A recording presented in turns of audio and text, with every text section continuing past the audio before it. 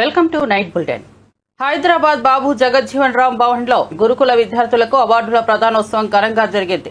ఈ కార్యక్రమానికి ముఖ్యమంత్రి రేవంత్ రెడ్డి, డిప్యూటీ సీఎం బట్టి విక్రమార్క, పలువురు ఎమ్మెల్యేలు హాజరయ్యారు. విద్యారంగంలో ఉత్తమ ప్రతిభ కనబర్చిన విద్యార్థులకు సీఎం చేతుల మీదుగా అవార్డులు అందించారు. విద్యార్థుల కృషికి అభినందనలు తెలిపారు. గురుకులాల అభివృద్ధికి ప్రభుత్వం కట్టుబడి ఉందని స్పష్టం చేశారు. డిప్యూటీ సీఎం బట్టి విద్యా సమానత్వాన్ని గౌరవిస్తూ అందరికీ అవకాశాలు కల్పించాల్సిన అవసరం ఉందన్నారు. ఈ వేడుక విద్యార్థుల్లో కొత్త ఉత్సాహం నింపింది. కళ్యాణం ఆరోగ్యం కోసం ఉండాలని ఆ ఉద్దేశం ఈ సమాజంలో వెనుకబడి ఉన్నటువంటి అన్ని వర్గాల ప్రజానీకానికి రాష్ట్ర వనరుల నుంచి వస్తున్నటువంటి ఆదాయాన్ని దామాషా ప్రకారం ఖర్చు పెట్టి వాళ్ళందరి జీవితాల్లో వెలుగు నింపాలనే ఈ రాష్ట్ర ప్రభుత్వం యొక్క లక్ష్యంగా ముందు పెట్టుకొని ముందుకు పోతా ఉన్నాం తప్ప వేరే లక్ష్యం మాకు లేనే లేదు. ఇదే మా ముందున్నటువంటి లక్ష్యం. అందుకే ఇవాళ ఎవరు ఈ దేశంలో ఎవరు ఊహించలేనంత ఎత్తున ఒకటే సంవత్సరంలో దాదాపు 100 పైబడి యంగ్ ఇండియా ఇంటిగ్రేటెడ్ రెసిడెన్షియల్ స్కూల్స్ని ఒక్కొక్క స్కూలు 200 కోట్ల రూపాయలతో, not 1 crore, 2 crores, 3 crores or 20 crores, 200 crores 200 కోట్ల రూపాయలతో కనీసం 25 ఎకరాలకు తగ్గకుండా ప్రపంచంలో ఉన్నటువంటి ఈ పిల్లలందరికీ ఒక విషయం అర్థం కావాలి. మీరు మా పిల్లలు, ఈ సమాజంలో భాగస్వాములు. రేపు ఈ తెలంగాణ సమాజం పునర్నిర్మించాలంటే తెలంగాణ సమాజంలో పునర్నిర్మాణంలో మీరు భాగస్వాములు కావాలి. మీరు రాణించాలంటే మీరు చదువులో నైపుణ్యాన్ని ప్రదర్శించాలి. ఈరోజు ఉన్నత శిఖరాలకు మీరు ఎదగాలి అనంటే చదువు ఒక్కటే మీకు లక్ష్యంగా ఉండాలి అనేదే నా యొక్క సూచన. ఈరోజు మిత్రులారా, మీరందరూ ఆలోచన చేయండి. SC, ST, BC, minority, EWS వర్గాలుగా ఈరోజు సమాజంలో ఉన్న ఎవరికి వాళ్ళకి వేరే వేరే రెసిడెన్షియల్ స్కూళ్ళు పెట్టడం వల్ల ఒక రకమైన ఆత్మ న్యూనత భావంలో మనం పెరగవలసిన పరిస్థితి వస్తుంది. ఎందుకు ఈ సమాజం మమ్మల్ని దళితులు కదా అని ఒక పక్కన పెట్టినరా, లేకపోతే గిరిజనులని మమ్మల్ని ఇంకొక పక్కన పెట్టినరా, బలైన వర్గాలని మమ్మల్ని చిన్నచూపు చూస్తున్నారా అని మన మనసులో ఎక్కడో ఒక దగ్గర నిగూఢమైన అభద్రతా భావం ఉంటుంది. వీటిని తొలగించాలి అనంటే మనం అందరం కలిసి చదువుకోవాలి, కలిసి పెరగాలి, కలిసి జీవితాన్ని పంచుకోవాలి. అప్పుడే ఈ ఆత్మన్యూనత భావం పోతుంది. ఈ సమాజ నిర్మాణంలో మీరు భాగస్వాములు అవుతారు అని ఆలోచన చేసి ఈరోజు రాష్ట్ర ప్రభుత్వం young India integrated residential schools అనే ఒక విధానాన్ని తీసుకొచ్చి ఈ దేశానికి ఆదర్శంగా ఉండే విధంగా 25 ఎకరాలలో ఒక కార్పొరేట్ కాలేజీలతో పోటీ పడే విధంగా ఈచ్ స్కూల్కి 200 కోట్ల రూపాయలు కేటాయించి ఈరోజు మీకు ఒక ఇంటర్నేషనల్ స్టాండర్డ్స్ ఎడ్యుకేషన్ని, not only infrastructure, educational qualification కూడా అక్కడ ఉండే క్వాలిటీ కూడా పెంచాలి అని ఒక లక్ష్యంతో ఈరోజు మేము పనిచేస్తున్నాం. ఈరోజు చాలామంది విమర్శిస్తున్నారు. ఇవాళనే ఒక పత్రికలో చూసిన ఈ SC, ST, BC, minority, EWS పిల్లలకు 200 కోట్ల రూపాయలు పెట్టి 100 అంటే దాదాపుగా 25,000 కోట్ల రూపాయలు ఖర్చు పెట్టి కట్టాల్సిన అవసరం ఉందా అని ఒక పత్రిక రాసింది. ఒక రాజకీయ పార్టీకి సంబంధించిన పత్రిక. కరెక్టే మీ విధానంలో, ఎందుకంటే మీరు అధికారంలో ఉన్నప్పుడు బర్రెలు, గొర్రెలు, చేపలు, చెప్పులు కుట్టుకోండి అనే స్కీములు మీరు తీసుకొచ్చిండ్రు.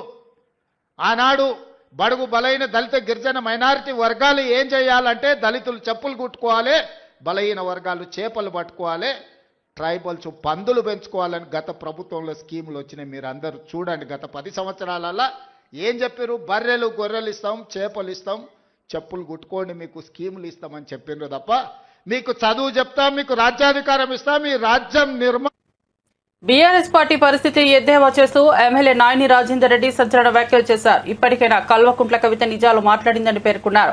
పార్టీని లోపల నుండే శాసిస్తున్న దెయ్యాలెవరో ఆమె వెల్లడించాల్సిన అవసరం ఉందన్నారు. 4 కారు టైర్లు 4 దిక్కులకెళ్లేలా బీఆర్ఎస్ అనిశ్చితితో కూరుకుపోయిందని విమర్శించారు. 4గురికి వర్కింగ్ ప్రెసిడెంట్ పోస్టులు ఇవ్వచ్చని, కానీ 4 సీఎంలు ఎలా అవుతారని ప్రశ్నించారు. పార్టీలో నాయకత్వ సంక్షోభం తలెత్తిందని, స్పష్టమైన దిశాహీనత కనిపిస్తోందని స్పష్టం చేశారు. రాజకీయంగా బీఆర్ఎస్ పరిస్థితి దిగజారుతోందని వ్యాఖ్యానించారు. నా వ్యక్తిగత అభిప్రాయం చెప్పంటే పార్టీ పరంగా నేను చెప్పా. దాన్ని ఊహాగానాలతో ఉన్న దాని గురించి చర్చించడం అనేది ఇప్పుడు ఇది కాదు. ఎందుకంటే ఒక్కటైతే ఇప్పటికి చెప్పగలుగుతా, కవిత గారు ఇయాటికైనా నిజం మాట్లాడినారు. దయ్యాలు భూతాలు ఉన్నాయని చెప్పింది చూసిందా, అది వాస్తవము. మరి ఆ దయ్యాలు భూతాలు ఎవరో కూడా ఆమె చెప్పాలి. ఎందుకంటే అమరవీరులటువంటి వాళ్ళ ఆత్మలు ఘోషిస్తున్నాయి. వాళ్ళ పేరు చెప్పుకొని బతికి ఇవాళ బయటకు వచ్చి ప్రభుత్వానికి వచ్చి 10 ఏళ్ళు నడుపుకుంటూ వాళ్ళ మీద పేలాలు ఎరక తిన్నారు వీళ్ళు. ఇవాళకైనా బయటకు వచ్చి మాట్లాడుతుంది. అయినా పార్టీ మునిగిపోయింది. అదో పంచార్ అయిందంటే పంచార్ దుకాణం పోయి అతుకు పెట్టుకోవచ్చు. 4 టైర్లు 4 దిక్కులు ఉరుకుతాను. 4 సీఎం కావాలంటే ఒక రాష్ట్రానికి సాధ్యమా? 4 వర్కింగ్ ప్రెసిడెంట్లు ఎత్తారు కానీ 4 సీఎంలు ఎత్తారా?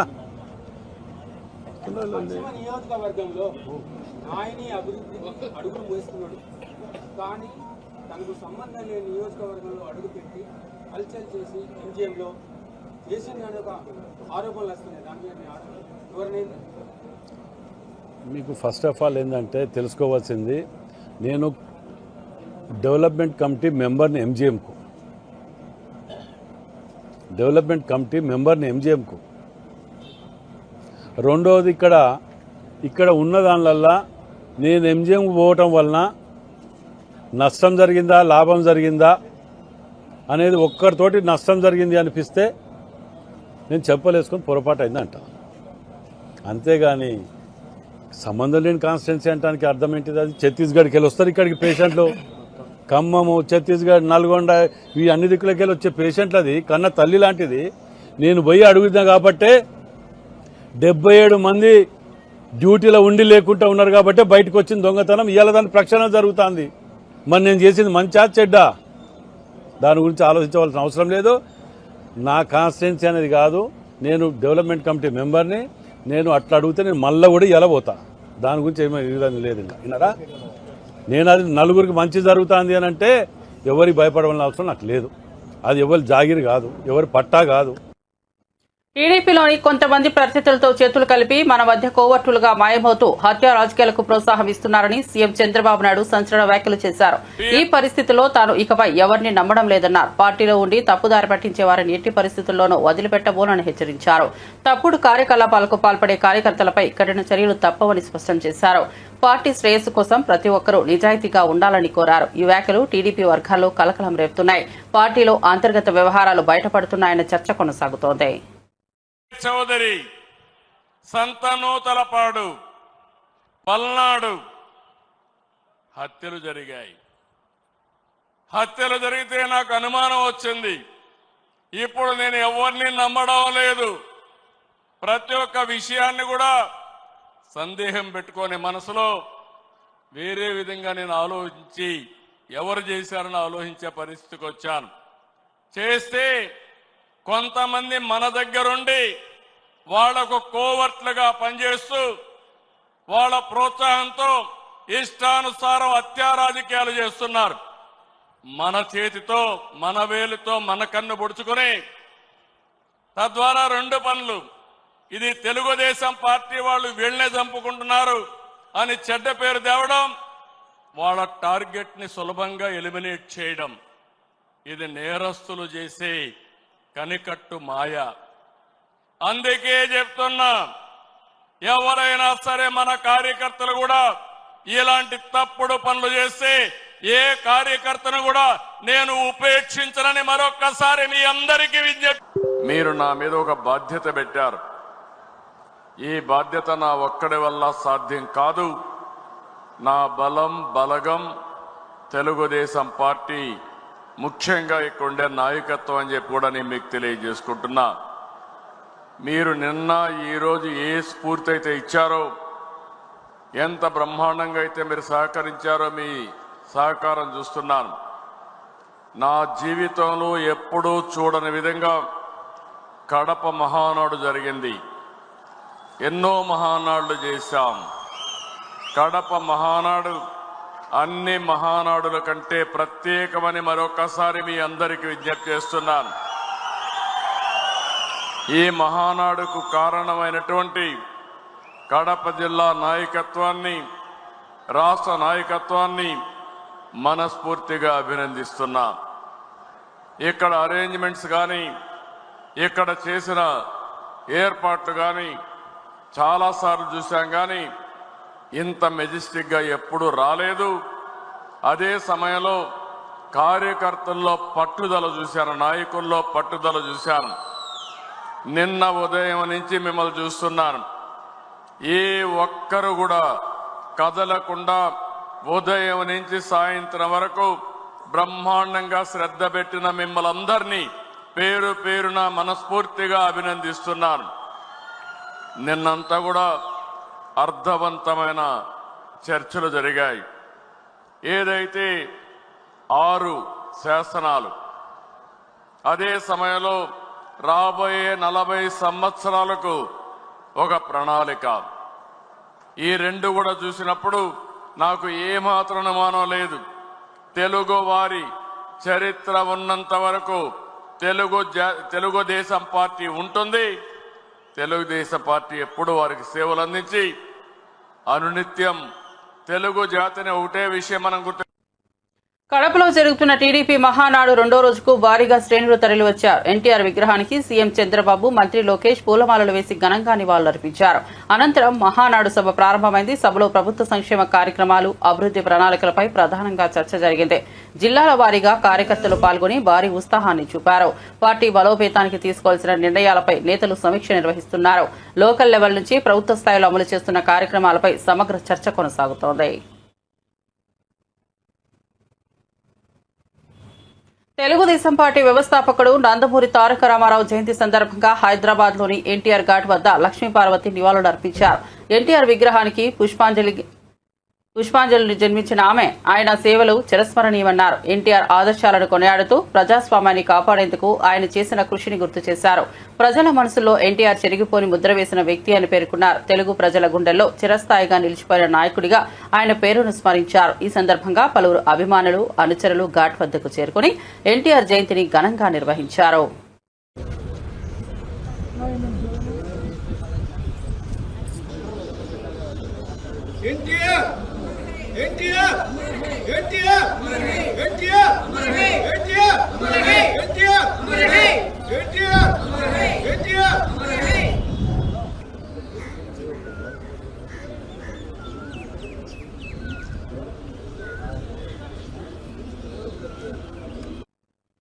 తెలుగుదేశం పార్టీ వ్యవస్థాపకుడు నందమూరి తారక రామారావు జయంతి సందర్భంగా హైదరాబాద్లోని ఎన్టీఆర్ ఘాట్ వద్ద జూనియర్ ఎన్టీఆర్, కళ్యాణరామ్ ఘన నివాళులు అర్పించారు. ఎన్టీఆర్ సమాధి వద్ద పుష్పగుచ్చాలు ఉంచి నిశ్శబ్దంగా మౌన ప్రార్థన చేశారు.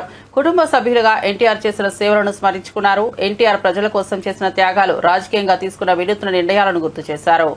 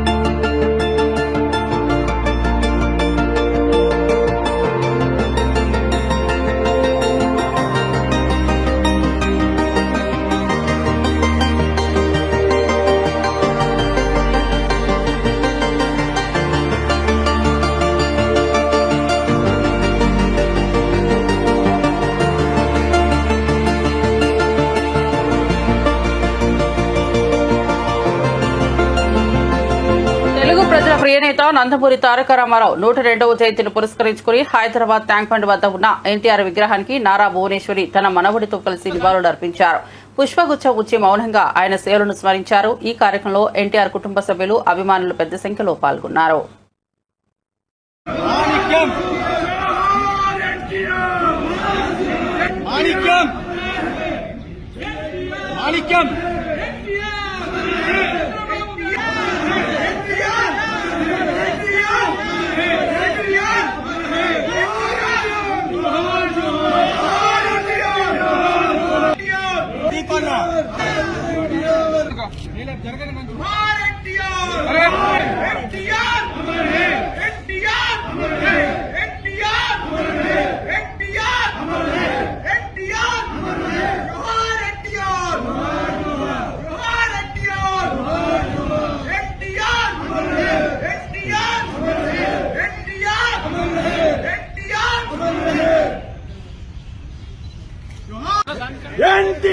జోహార్ ఎన్టీఆర్ జోహార్ ఎన్టీఆర్. మంగళగిరి రూరల్ పోలీసుల ఎదుట విచారణకు సజ్జల భార్గవ్ హాజరయ్యారు. ఈ విచారణ నేపథ్యంలో మంగళగిరి పట్టణ రూరల్ పోలీస్ స్టేషన్ల వద్ద పోలీసులు భారీ బందోబస్తును ఏర్పాటు చేశారు. స్టేషన్లకు వెళ్లే మెయిన్ గేట్లను పూర్తిగా మూసివేశారు. భార్గవ్పై పోలీసులు ప్రశ్నలు విచారణ నేపథ్యంలో ఉద్రిక్తత నెలకొంది. మంగళగిరి పోలీసులు ఆయనకు నోటీసులు జారీ చేయగా అనుబంధమైన కేసులపై వివరాలు కోరినట్లు సమాచారం. విచారణకు వచ్చిన సమయంలో ఆయన అనుచరులు కూడా స్టేషన్ దగ్గర చేరారు. పోలీసులు పరిస్థితిని శాంతియుతంగా నియంత్రించారు. పరిణామాలపై రాజకీయంగా చర్చ జరుగుతోంది.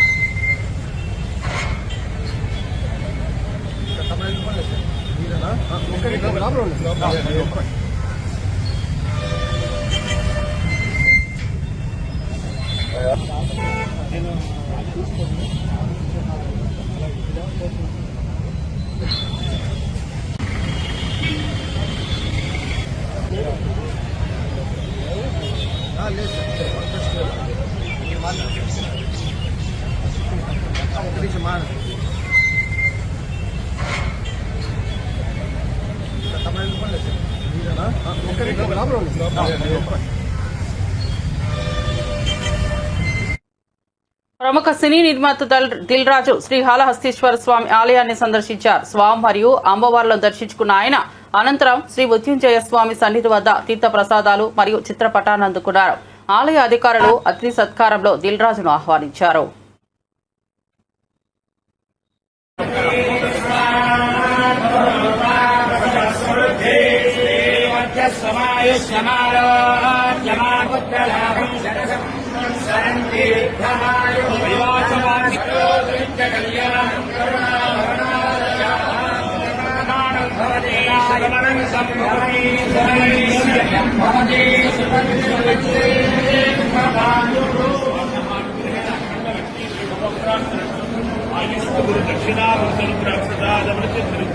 పునర్దర్శన ప్రాప్తి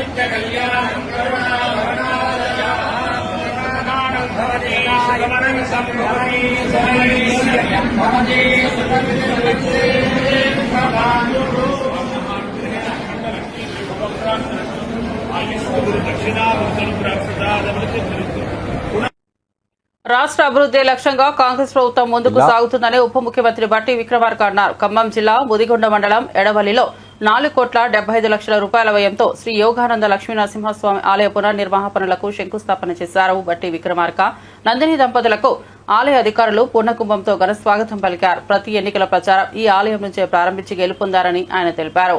స్వామివారి ఆశీస్సులతో పనులు వేగంగా పూర్తవుతాయని ఆశాభావం వ్యక్తం చేశారు. పాలన అందిస్తా ఉంది కాబట్టి ఇవాళ ఋతుపవనాలు కూడా మనం ఆశించిన దానికంటే ముందే రాష్ట్రంలో ప్రవేశించి చల్లగా వర్షాలు పడతా ఉన్నాయి. పాడి పంటలు సుభిక్షంగా ఉండేటట్టు ముందుకు పోతా ఉంది. కేవలం రైతులు వ్యవసాయమే కాకుండా సమాజంలో ఉన్నటువంటి అన్ని వర్గాల ప్రజానికం కోసం కూడా రాష్ట్ర ప్రభుత్వం నిధులన్నింటినీ సమగ్రంగా ప్రణాళికాబద్ధంగా కొన్ని పథకాలు తయారు చేసుకుని ముందుకు పోతా ఉన్నాం. ఈ పథకాలన్నీ కూడా ప్రజా సంక్షేమం కోసం పనిచేసేటువంటి కార్యక్రమాలు, సంపదని సృష్టిస్తా ఉన్నాం.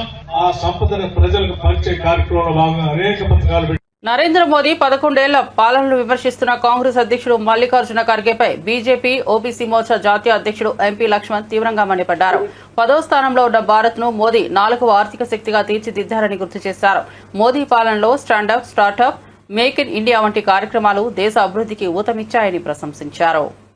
ఎస్సీ, ఎస్టీ, బీసీ మహిళలతో పాటు ఆర్థికంగా వెనుకబడ్డ వర్గాలు, అగ్రవర్ణాల్లో పేదలకు మోదీ గారి హయాంలోనే అగ్రవర్ణాల పేదలకు ఈడబ్ల్యూఎస్ 10% రిజర్వేషన్, అసాధ్యం అనుకున్నటువంటి మహిళలకు 33% చట్టసభల్లో రిజర్వేషన్లు కల్పించినటువంటి చరిత్ర. జమ్మూ కాశ్మీర్ 370 ఆర్టికల్ అవరోధం వల్ల అక్కడ ఉన్నటువంటి ఎస్సీ ఎస్టీలు బీసీలు రిజర్వేషన్లు కోల్పోతే వారికి రిజర్వేషన్లు కల్పించినటువంటి చరిత్ర 370 ఆర్టికల్ రద్దు చేసి ఇది సామాజిక న్యాయం పేదల సంక్షేమం కోసం. రైతుల విషయంలో మీరు మీ హయాంలో యూరియా కొరత, యూరియా బస్తాలు పొందాలంటే పోలీస్ స్టేషన్లలో యూరియా అమ్మిన చరిత్ర మీది. చెప్పులు పెట్టి బస్తాల కోసం పరిగాపులు కాసి ప్రాణాలు కోల్పోయిన సంగతులు ఆ రోజు మీ హయాంలో. కల్తీ విత్తనాలు, పంటలకు బీమా లేని దుస్థితి. కానీ ఇవాళ మరి మోదీ గారు హయాంలో ఇవాళ ఎంఎస్పీలు లేదా ఇవాళ నకిలీ విత్తనాలను అరికట్టి ఎరువుల కర్మాగారాలను పునరుద్ధరింపజేసి ఏ రకంగా ఇవాళ మరి విత్తన భాండాగారాన్ని కానివ్వండి, ఎరువుల కర్మాగారాన్ని కానివ్వండి, ఇవాళ రైతులకు అందుబాటులో సబ్సిడీ మీద ఇవాళ రైతులకు ఆ రోజు మీ హయాంలో సాగునీటి కరువు అయితే ఇవాళ నామాత్రం మద్దతు ధర అయితే ఇవాళ మద్దతు ధర 1కి 3 సార్లు పెంచి ఇప్పుడు సమృద్ధిగా యూరియా, కృషి సించాయి యోజనలు వంటి అనేకమైనటువంటి సాగునీటి వసతులు, సాయిల్ హెల్త్ కార్డులో భూసార పరీక్షలు, ఆపత్కాలంలో ఆదుకునేందుకు పంటల బీమా ఇవాళ ఏ రకంగా గణనీయంగా మద్దతు పెంచింది. 2014లో కనీస మద్దతు ధర 1310 రూపాయలుంటే ఇప్పుడు 2300 రూపాయలు, అంటే దాదాపు 1000 రెట్లు పెంచినటువంటి చరిత్ర. ఇది అచ్చేదీన్ కాదాన్ని మల్లికార్జున్ ఖర్గే గారిని కాంగ్రెస్ అధ్యక్షుని ప్రశ్నిస్తా ఉన్నాను. ఇవాళ మహిళా సాధికారత దిశగా మోదీ ప్రభుత్వం అనేకమైన చర్యలు, బేటీ బచావ్ బేటీ పడావ్, మాతృవందన యోజన, ఇవాళ గర్భిణీ మహిళలకు 12 వారాలు మీరు సెలవు దినంగా ఉంటే ఇప్పుడు 26 వారాలకు ఇవాళ ప్రసూతి సెలవు పూర్తి జీతభత్యాలతో. స్వచ్ఛ భారత్ పేరు మీద మహిళల ఆత్మగౌరవాన్ని ఏ రకంగా ఇవాళ మరుగుదొడ్లు నిర్మించి చరిత్రను సృష్టించారు. పేదవాళ్లకు బ్యాంకు ఖాతాలను అందుబాటులోకి తీసుకొచ్చి దాదాపు 60 కోట్ల మందికి ఇవాళ బ్యాంకు అకౌంట్ లేని వారికి బ్యాంకు పరిధిలోకి తీసుకొచ్చి ఏ రకంగా ఇవాళ మహిళలకు కూడా పెద్దపీట వేస్తున్నారో, ముస్లిం మహిళలకు త్రిపుల్ తలాక్ విషయంలో కానివ్వండి, చట్టసభలో మహిళా రిజర్వేషన్ కానివ్వండి, ఆ రకంగా మరి సామాజిక న్యాయం పేరు మీద మీరు ఆ రోజు రాజ్యాంగ నిర్మాత డాక్టర్ బాబాసాహెబ్ అంబేద్కర్ గారిని అడుగడుగున తమ జీవితకాలంలో అవమానిస్తే మోదీ గారి ప్రభుత్వం వారి యొక్క మరి పుట్టిన గ్రామం మావు నుంచి మొదలుకుంటే అంతిమ శ్వాస వదిలేటువంటి అన్ని ప్రాంతాలు పంచతీర్థ పేరు మీద అభివృద్ధి చేసి అంబేద్కర్ గారి యొక్క ఆశయాలను ఏ రకంగా ఇవాళ మోదీ ప్రభుత్వం అమలు చేస్తూ ఒక దళితుని రాష్ట్రపతిగా, ఒక ఆదివాసీ మహిళను రాష్ట్రపతిగా ఏ రకంగా మోదీ ప్రభుత్వం మరి చేసినటువంటి దానికి అడ్డుపడ్డటువంటి మీరు ఈరోజు ఓబీసీల గురించి మొసలి కన్నీరు కార్చేటువంటి రాహుల్ గాంధీ గారు అడుగడుగున ఓబీసీ రిజర్వేషన్ అడ్డుపడ్డటువంటి మీ కుటుంబం, నెహ్రూ నుంచి మొదలుకుంటే రాజీవ్ గాంధీ వరకు నేషనల్ బ్యాక్వర్డ్ క్లాస్ కమిషన్కు, ఆ రకంగా కాన్స్టిట్యూషన్ స్టేటస్, ఈ రకంగా ఇవాళ భారతదేశం బద్ధ విరోధమైనటువంటి అమెరికాతోనూ రష్యాతోనూ కూడా దౌత్యపరమైనటువంటి సంబంధాలు మెరుగుపరుస్తూ ఏ రకంగా ఇవాళ స్నేహహస్తాన్ని చాటుతున్నదో ఇటు ఇజ్రాయెల్తోనూ కాకతీయ యూనివర్సిటీ స్థాపనకు 50 ఏళ్లు పూర్తయిన సందర్భంగా ఆగస్టు 19న గోల్డెన్ జూబ్లీ ఉత్సవాలను నిర్వహించనున్నట్లు university vice chancellor Pratap Reddy వెల్లడించారు. అకాడమిక్ క్యాలెండర్ ప్రకారం పరీక్షలు నిర్వహిస్తామని స్పష్టం చేశారు. విద్యార్థులు ఎదుర్కొంటున్న సమస్యలను పరిష్కరించేందుకు కృషి చేస్తానన్నారు. యూనివర్సిటీ అభివృద్ది కోసం ప్రభుత్వం దృష్టిని ఆకర్షించి పెద్ద ఎత్తున నిధులు తీసుకొచ్చేలా ఎంహెచ్ఆర్ను కలుస్తామని తెలిపారు. ఉద్యోగుల విషయంలో నిబంధనల ప్రకారమే వ్యవహరించనున్నట్లు పేర్కొన్నారు. కాంట్రాక్ట్ ఉద్యోగుల వ్యవహారంలో యూనివర్సిటీ ప్రమేయం ఉండదని, ప్రభుత్వం నిర్ణయం మేరకే ముందుకెళ్తామని స్పష్టం చేశారు. ఇప్పుడున్న వాళ్ళందరూ కలిసి ఒక విద్యా సంస్థలో చదువుకుని వాళ్ళ క్యారియర్ చేసింది కనుక వాళ్ళకు ఒక బ్యాక్ మన సొంత ఇంటికి వస్తే ఎట్లా ఉంటుందో అటువంటి సెలబ్రేషన్స్ ఉండాలి అని ఇయర్ లాంగ్ వాళ్ళని కలుపుకొని ఒక సెలబ్రేషన్ మూవ్మెంట్ తీసుకురావాలని గోల్డెన్ జూబ్లీ పెట్టడం. తెలంగాణలో ఉన్న దాంట్లో socio economic, cultural and tribal, Dalit detail ఎందుకు చెప్పడం లేదంటే నేను గవర్నమెంట్ ప్రపోజల్ పెట్టాను. వస్తే సక్సెస్ఫుల్ ప్రెస్ మీట్